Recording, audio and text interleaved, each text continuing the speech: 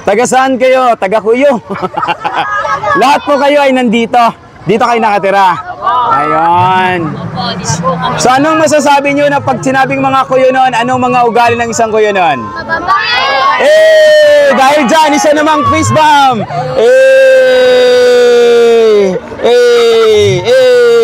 Mababait ang mga Kuyo noon. Oh, ito siya. Oh, minsan salo-salo. Hi ma'am, isang Pinanggugulo ko yung mga bata dito.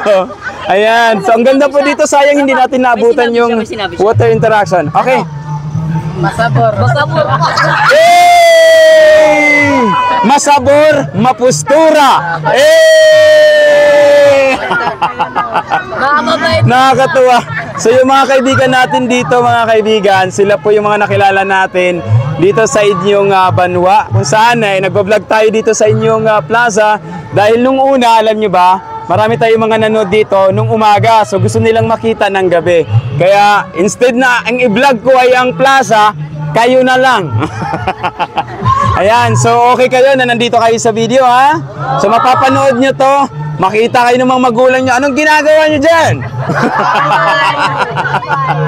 Dahil ngayon naman ay festival, fiesta, allowed naman kayo magstay. O, diba? So safe dito sa Kuyo. Kahit mag-isa ka lang na turista, mag-i-enjoy dito. Tama? O diba, ang sarap kausap ng mga kaibigan natin dito. And again, ito po, ang gabi natin dito sa plaza. So nakakatuwa lang, hindi ko na masyadong habaan pang paglalakad dahil ito naman ay nakikita nyo yung ganda sa umaga at ngayon naman ay ang ilaw lang. Mga kaibigan, bago ko tapusin ang video, isang naman, Kuya Ron, okay? 1, 2, 3, go! Kuya Ron! Maraming salamat!